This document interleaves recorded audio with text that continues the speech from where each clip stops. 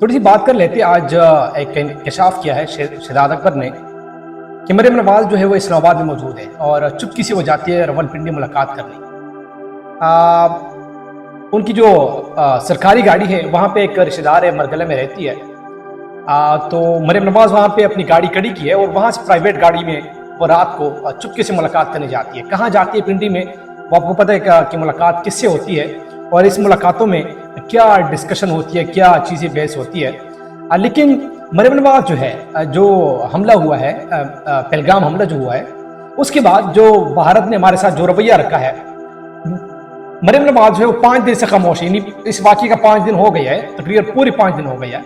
مریم نواز جو ہے وہ ابھی تک خاموش ہے. اس کی منہ سے چوں تک نہیں نکلی ہے کہ بھارت نے جو کچھ کیا ہمارے ساتھ, ہمارے اوپر الزامات لگائے, لیکن مریم نواز نے ابھی تک ایسا کچھ نہیں کہا ہے. یعنی چوں تک نہیں نکلی اس کی منہ سے. اور ملاقات کس سے ہو رہی ہے؟ راولپنڈی میں ملاقاتیں ہو رہی ہے. یہ شہزاد اکبر جو ہے وہ یہ دعویٰ کرتے ہیں. میں پرفیکٹ جو اس نے خبر دی ہے میں آپ کو پڑھ کے سناتا ہوں.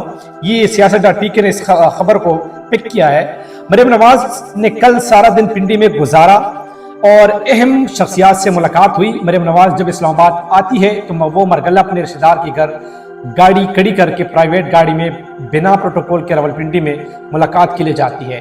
نواز شریف کو بھی وطن واپسی کے لیے SOS کال دی گئی ہے. شہزاد اکبر کا یہ دعویٰ ہے. تو مریم نواز صاحبہ, ایک تو آپ نے خاموشی اختیار کی ہے بھارت کے معاملے میں, جو جارحیت دکھائی ہے بھارت نے, اور والد صاحب نے اور مریم نواز دونوں نے خاموشی اختیار کی ہے. بہرحال جو بھی ہے, لیکن ملاقاتیں ہو رہی ہے. I don't know about this ملاقات, کس ملاقات میں کیا چیزیں ڈسکس ہو رہی ہے. راتوں کو ملاقات ہو رہی ہے, سمجھ نہیں آ رہی کہ اسلام آباد سے جاتی ہے بھائی راولپنڈی اور وہاں پہ ہی ملاقاتیں ہو رہی ہے, اور کس کے ساتھ ہو رہی ہے یہ آپ کو مجھ سے زیادہ پتہ ہے.